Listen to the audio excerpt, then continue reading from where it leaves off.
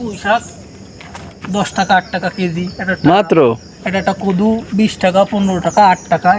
আসসালামু আলাইকুম। ওয়ালাইকুম আসসালাম। ভাই কেমন আছেন?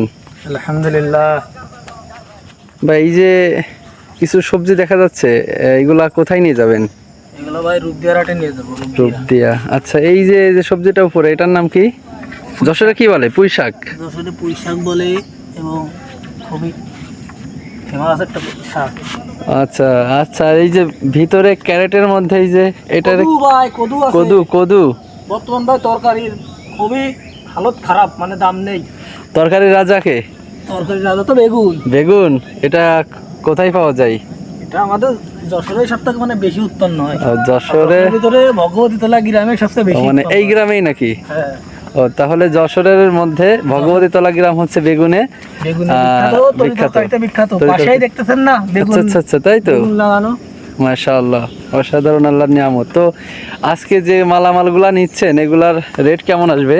এখন তো তরকারি সিজন, এখন দাম একদম কম। এখন মনে করেন যে এই পুঁই শাক 10 টাকা 8 টাকা কেজি, মাত্র। একটা কদু 20 টাকা 15 টাকা 8 টাকা এরকম বিক্রি হয়। তো আপনাদের যে খরচা এর দাম ওঠে, খরচা ওঠে? প্রথম প্রথম তো ভালো দাম পাওয়া যায়, যখন নতুন নতুন ওঠে। আর পরে তো দাম কমে যাবে, তখন সবার তো একসাথে ওঠে তখন। আচ্ছা আচ্ছা, ঠিক আছে, তাহলে দ্রুত চলে যান, যে বিক্রি করেন। আল্লাহ ভরসা।